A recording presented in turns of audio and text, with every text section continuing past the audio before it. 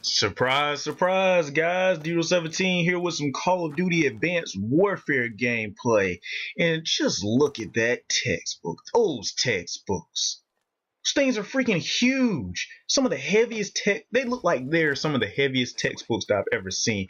And I thought that the ones that I carry around in school were pretty heavy, weighing about 40 pounds each in my book bag. Those things look like some Minecraft slabs laying on the floor over there. When I was really playing, this really did catch my attention when I was coming up these stairs. I'm like, wait, were those some textbooks that I just saw back there?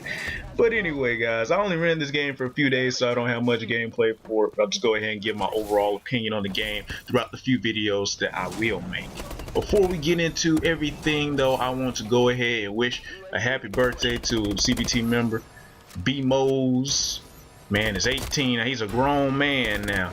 I'll go ahead and say happy birthday to him. But anyway, let's go ahead and get into the video for today. The first day I spent playing the campaign, which I will say was pretty good. Not as great as I over anticipated, but it was still a pretty good campaign. That I nervously jumped over to the multiplayer, and the reason I say I nervously jumped over to is I figured it'd be a stressful situation due to my current relationship with Call of Duty. As most of you know, I've had a terrible experience with Black Ops 2, which resulted in me not buying Call of Duty Ghosts, which turned out to be a great decision, by the way, and decided not to purchase Advanced Warfare upon release. But I figured I'd give it a shot when I noticed it was actually in a red box. I just happened to be returning the movie and noticed it was there, and I was like, you know what, I'll just give it a shot because I really want to play the story. Although I was skeptical about the exosuit, thinking that YouTubers were overhyping this game, and quotations on innovation, the new innovation of the series, but when I played around with it for some hours, I did find some strategy to the suit with its improvements on maneuverability.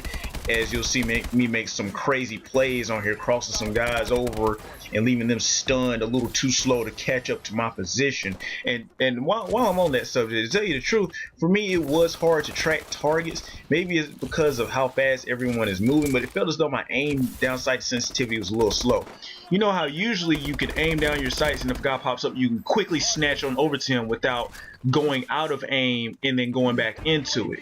But when I try to do that on here, it is really tough, even if the guy is standing still.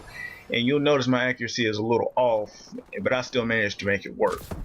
Finally, the last thing I wanted to bring up for the video is camping.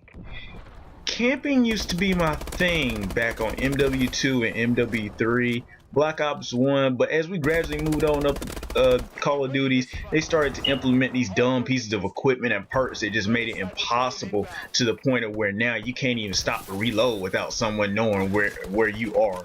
They have this little threat grenade that highlights people in red silhouettes. They have this recon drone in here that does the same exact thing, but you have to do it manually, like the one off of MW3 and all this other crap.